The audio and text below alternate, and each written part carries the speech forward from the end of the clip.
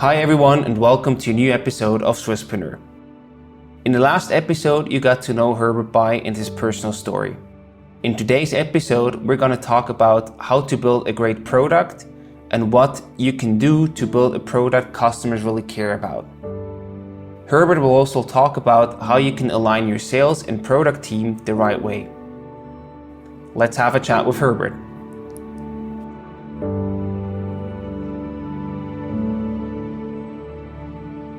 Before we get started with the episode, I would like to introduce you to SBB Startup. If you think that your company is a good fit for the Swiss Railways, get in touch with them or learn more about their startup programs at sbbstartup.com.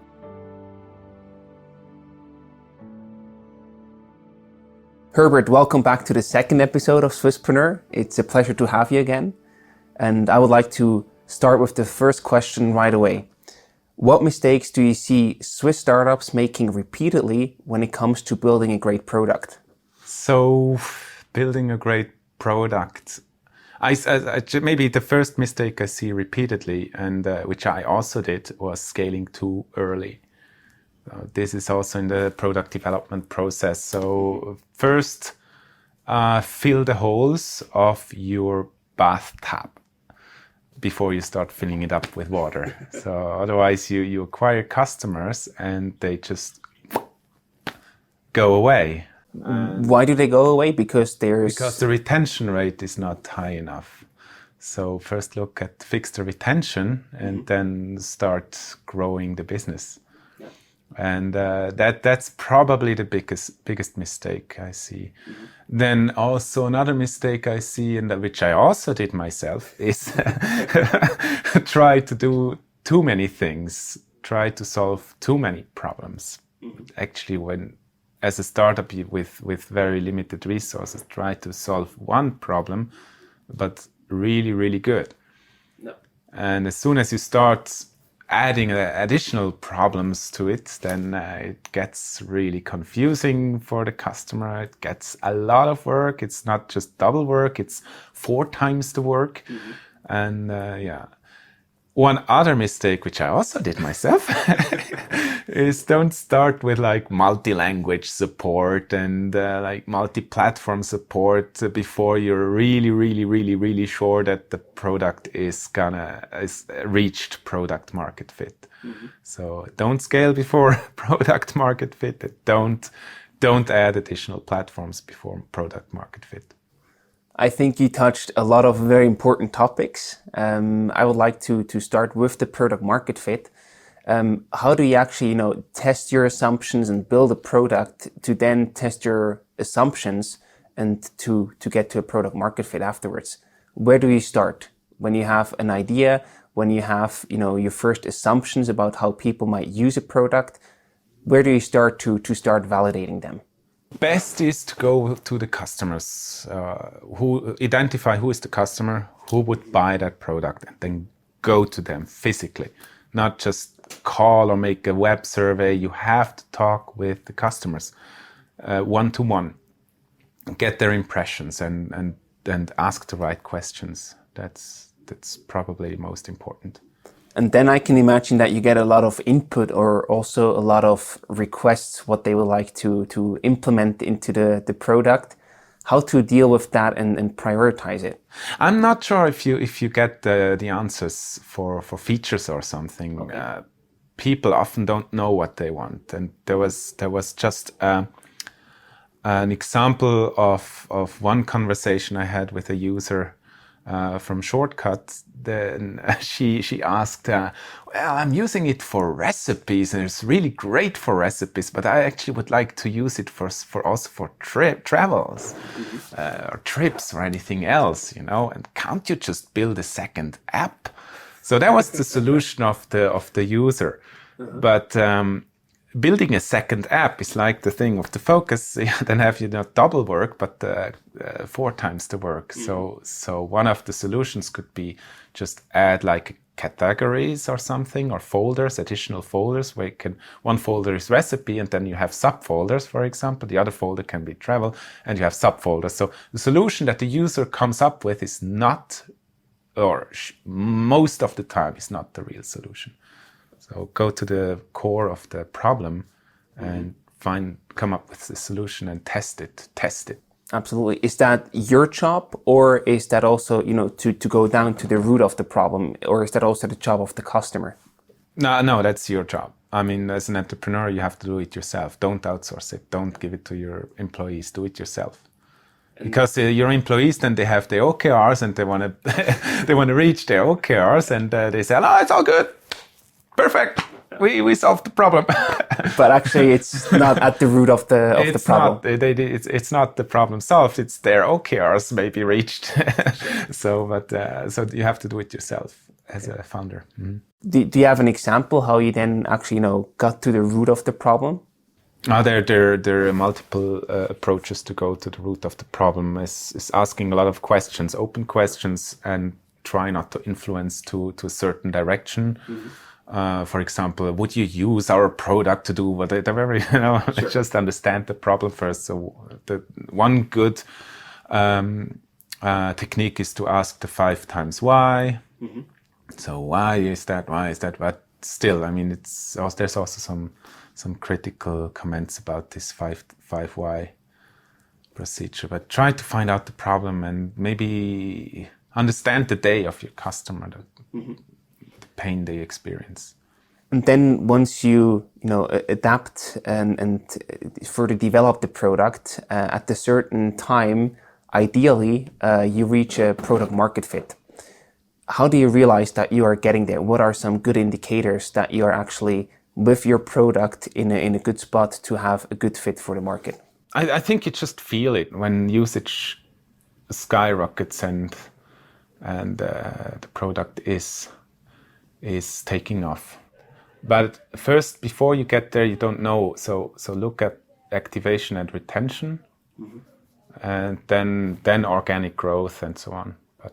But I'm talking about digital products. I don't know about physical products. Absolutely. Probably similar. Most likely. Are there any other KPIs or metrics besides the ones that you just mentioned that you should track from day one, from the beginning? Yeah, there's obviously a lot of metrics you can track. The metrics not to track is number of downloads or number of visitors. That's not a metric to track. So it always has to be in relation to something. Also, retention has to be really well defined. So do you measure retention of activated users? Do you measure retention of users that just come and then go again? Or do you measure retention of users that actually do something?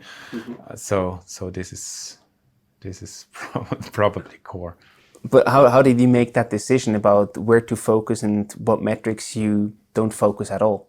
At Kooaba, for example.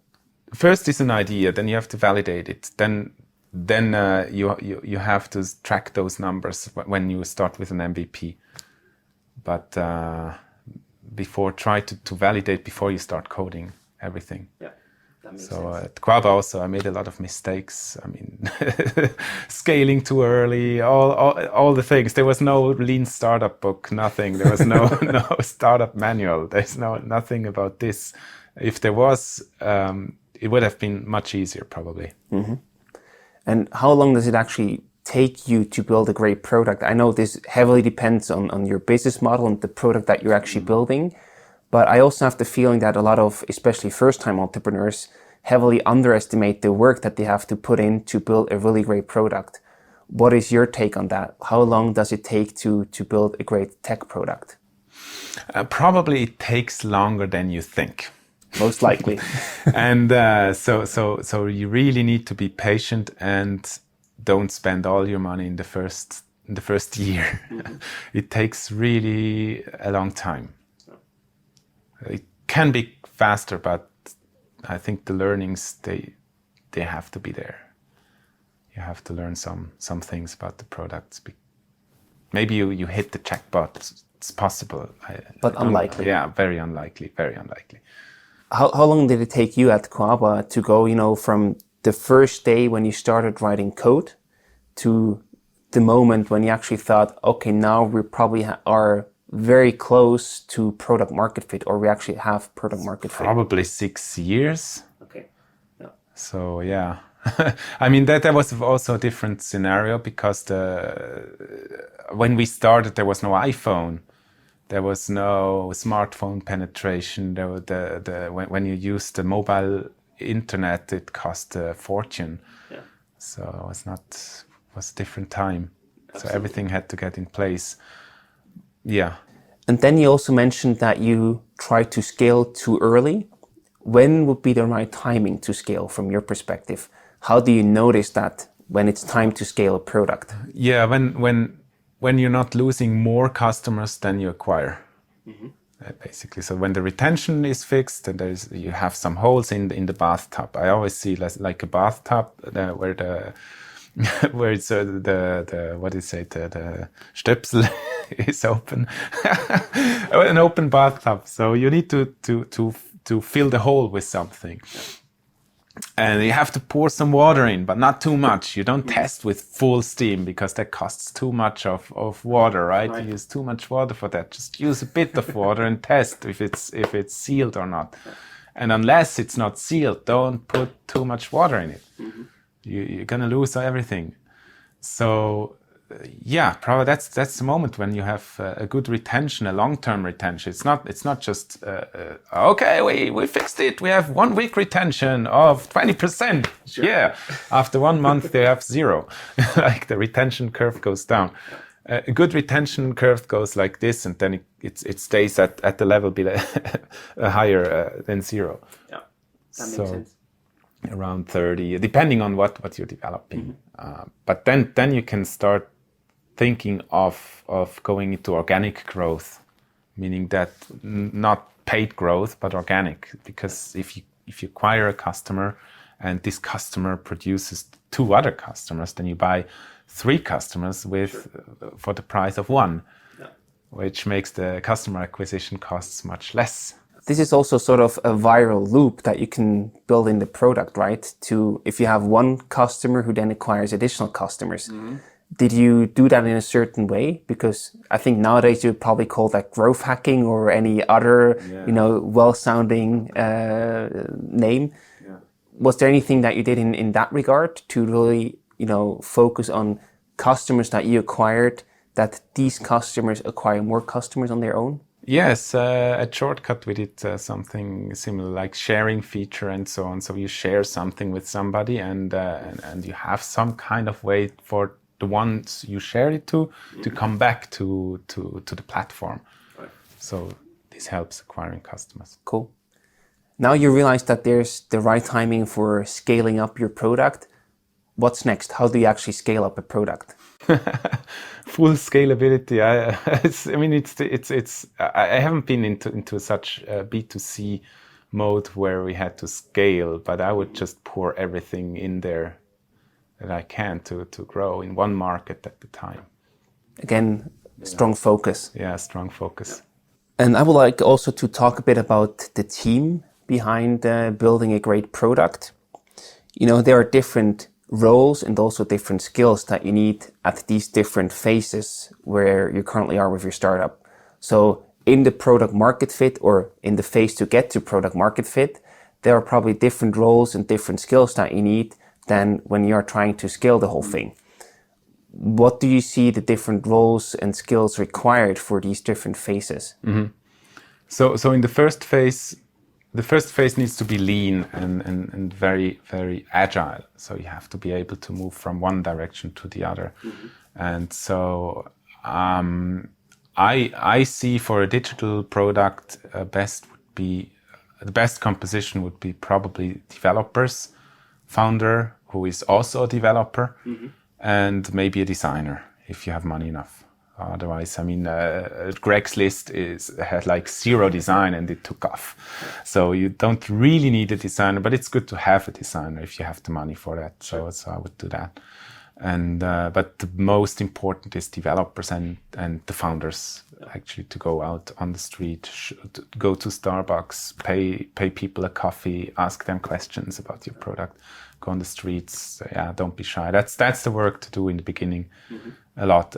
Then learn, go back, fix, and then that's the very, very early stage. Then at some point you get some numbers like the retention, activation, and so on. It's to see people come in from somewhere, you don't know really where. So find out where they come from, why they come, especially the ones that stay. Try to understand what's the user behavior within your app or product. What are they doing? What's like? Do they sign up and then use it, or do they first use it and then sign up, or what's the most likely customer journey in the product? Then focus on one number at a time. That would already be for entering a scaling mode or before scaling? That's before scaling. Okay. Yeah, so after scaling, probably it's going to be the same. You also focus on one number unless you're really a big corporation and profitable. Yeah, it's difficult to focus on two things simultaneously. A/B testing things, yeah. So if I try to summarize that correctly, please correct me if I'm wrong, but at the beginning you have a rather small team that needs to be very flexible and agile to really, change the direction, what is needed based on the feedback that they get from potential clients or users. Then the further you grow and the further you go more towards scaling, you have a more specialized team where people take responsibility for a smaller part, but go much deeper into that specific part with A/B testing and with looking at the specific numbers for that part to optimize it, because you figured out what's working along the way. Yeah, so maybe the second part, the growth part, I didn't really go into it. The A/B testing is already in the beginning and so on. But then the growth part, the big growth part, and there's different sorts of teams. So a growth team, for example, just focusing on growth and marketing. Then depending on B2C or B2B, you want to have some like a blogger, content writer, and biz dev guy or partnership guy, key account manager, salespeople, Salesforce, all these kind of roles. But in the early stage, I would keep it minimum because it can last a long time. Sure. You need a certain runway to be able to find the right product. Yeah. Because otherwise you don't survive the 6 years to product market fit. Exactly. Was there also, the fact that you developed your company and your product in Switzerland, the high quality brand of Switzerland, did that help you in any way, or do you think that this could also have been done in many other places over the world? So some things were easier in Switzerland, some things were more difficult in Switzerland. I remember when I had to explain to an investor that actually you can take pictures with your mobile phone and you can go online and in future order things. And I never do that, so you cannot do that. Sure. And then in contrast, I went to the US and it just say, all right, we do image recognition. Image recognition, the next big thing, cool. All right, they got it already. So that was more difficult in Switzerland to get this new technologies to understand, basically. They didn't understand this. Do you think that this is still the case today? No, definitely not. Okay. No, I think it's good today.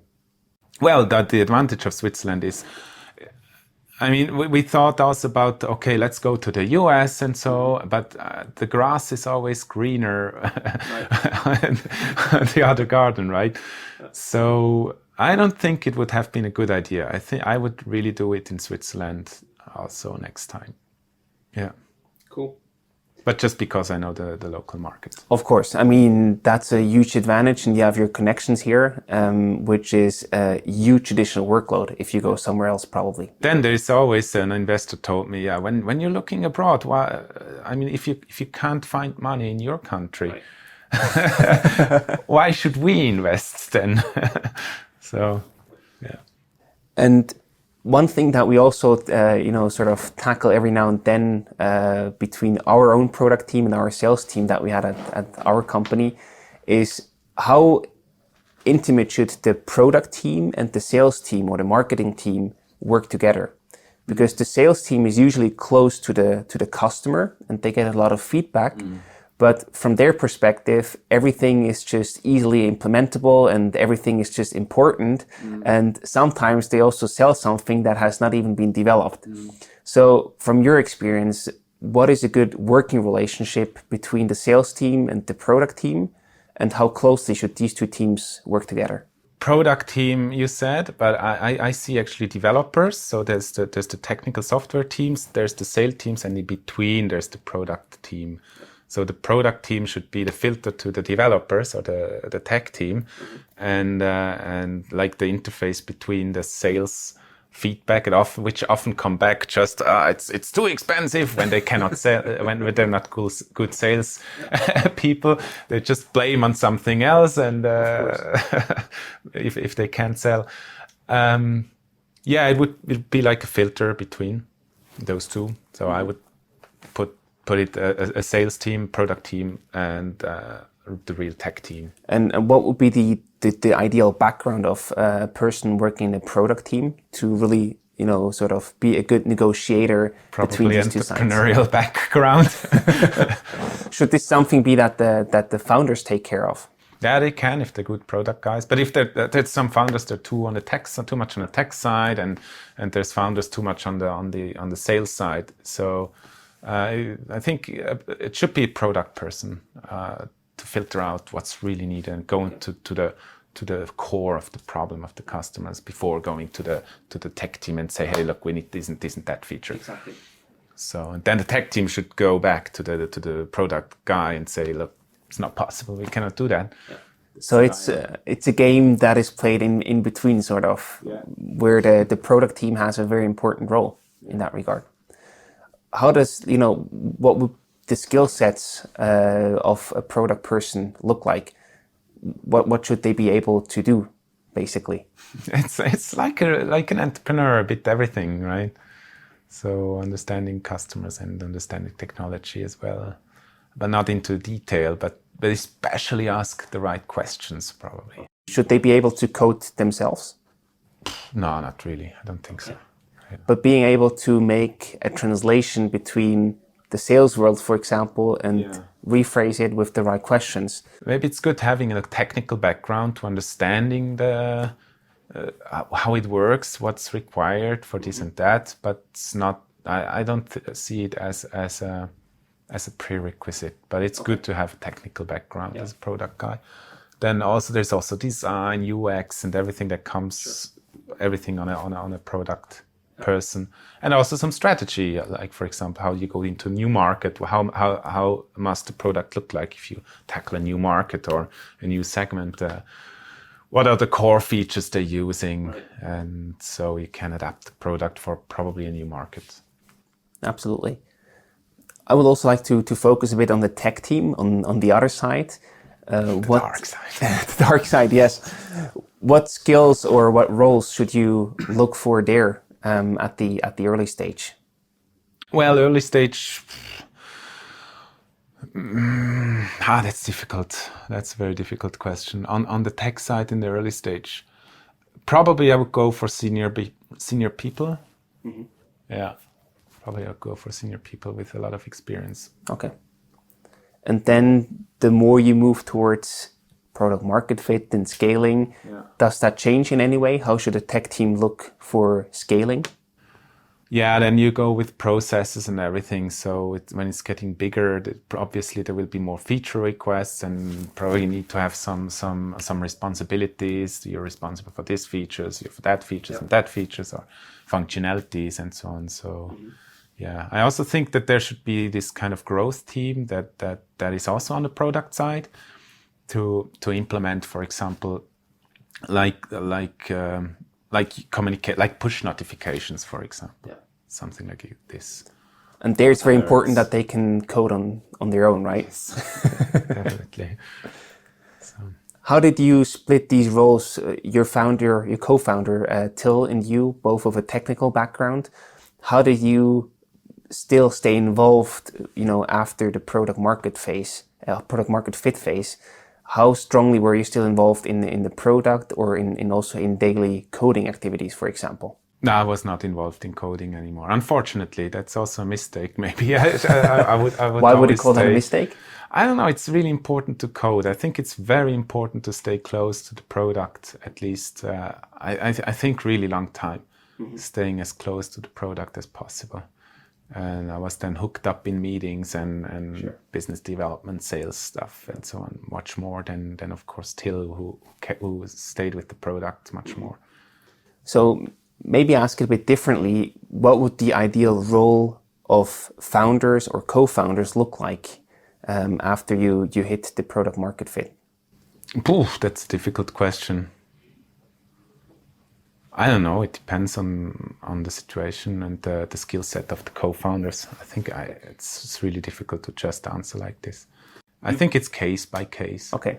You basically split it up with Till still being very much involved in the development of the product, and you took more care of business development, sales. Yeah. Who did the fundraising of you? Both of you? Or? Yeah, both of us, Okay. but mainly me. Okay. And then, but actually, we did both of us. We shared a lot of things, but at the end, we have to split responsibilities, right? Sure. We cannot be both responsible for everything, so that's not possible. So Till took the technical side. I took like the business side. Absolutely. And yeah, but I think as a founder, you should stay with one foot in the product. Yeah. To sum that up a bit, from your perspective, what makes a great product?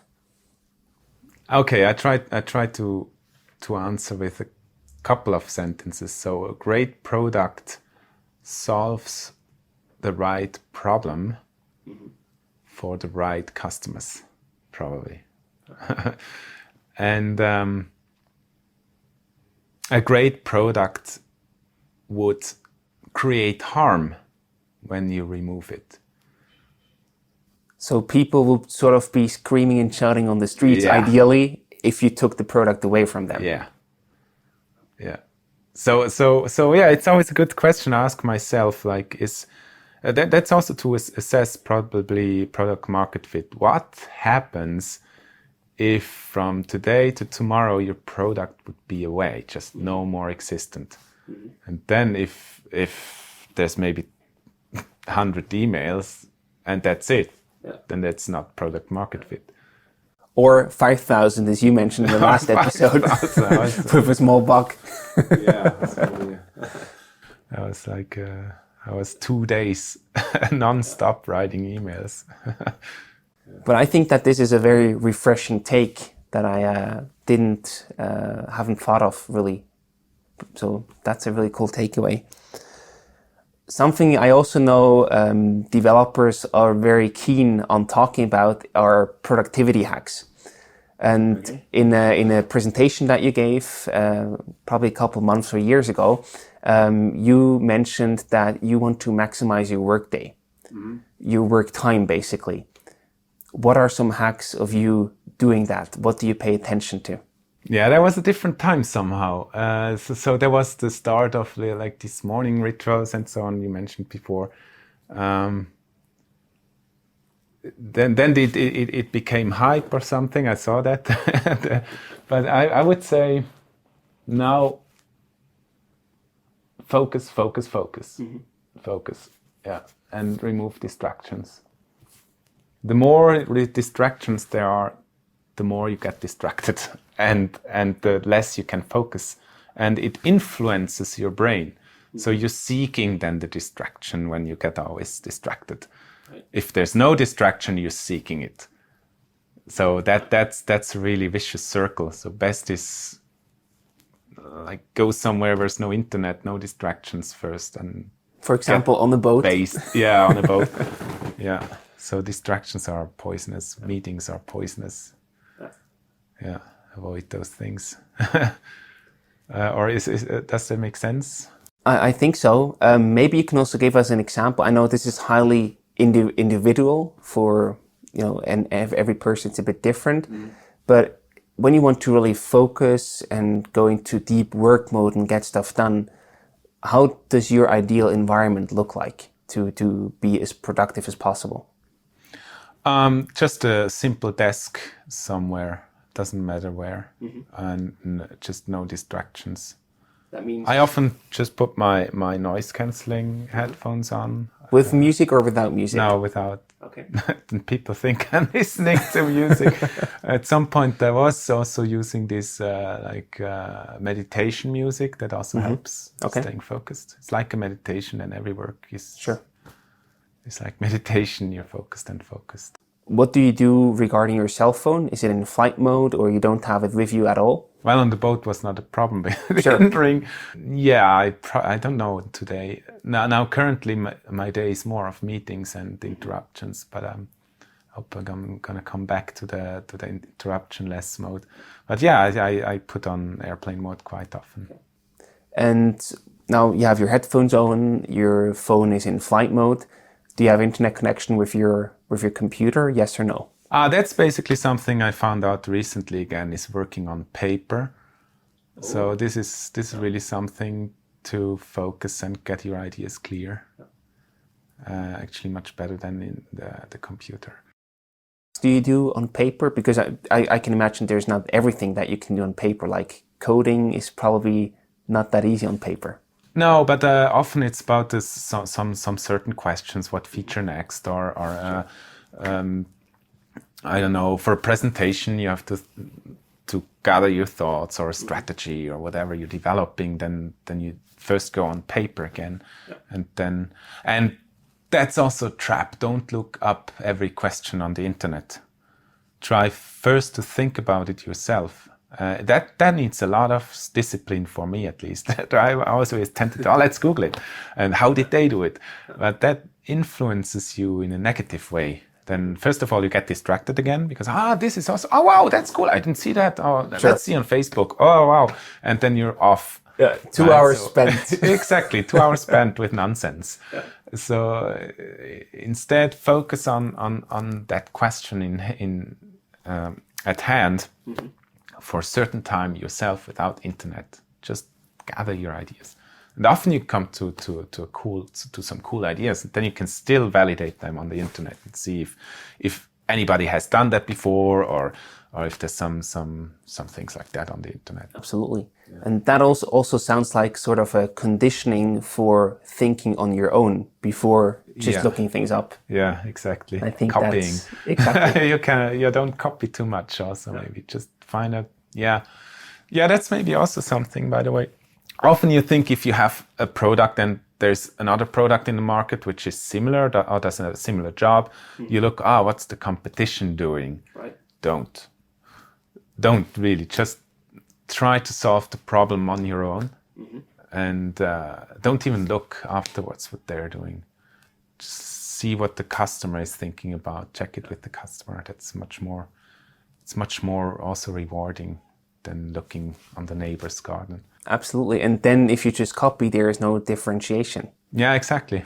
You want to live an extraordinary life, don't do what ordinary people do, right? Exactly. Yeah. I think an important part of, being productive and being, like getting as much stuff done as you can is also relaxing at the right time. Mm-hmm. Are there any recommendations from you on that regard how to relax in order to increase productivity overall? So it's really easy to get caught up by the day and in things and between meetings and between tasks. So often then you forget to just sit for a moment and do nothing. And this is really important. I would advise everybody to do that once in a while, or do it as a kind of a routine every morning or whatever, to just sit and think. While sailing, I had a cool morning routine. I just stayed in. First of all, before I went to bed, I asked the problems to be solved in my mind. Just like close your eyes and think, okay, I have this and this question. Then just empty the mind, go to sleep. And next day, spend the first maybe 10 minutes, 20 minutes thinking about those problems again. And there will be answers. Not to all of them, but some of them. That's interesting. And then don't switch on the mobile phone first thing. That's really cool, actually. It works. So don't check emails, don't check Hangouts or Skype or whatever. Just don't, or Slack, start working on those problems. And then after a while, after maybe 2-3 hours, you can switch on the phone. I think this is also a very good takeaway to sort of end this episode. Thank you so much again, Herbert, for taking the time to chat with us today and for the great insights you've provided us. Again, best of luck with all your future projects, and I'm sure that we will hear, see, and read from you and Magic Leap in the future. Thank you very much for listening to this episode of Swisspreneur. If you have any feedback or points we can improve, please let us know and send us an email to info@swisspreneur.com. If you liked what you just heard, please make sure to follow us on social media and sign up for our newsletter at swisspreneur.org. See you next time.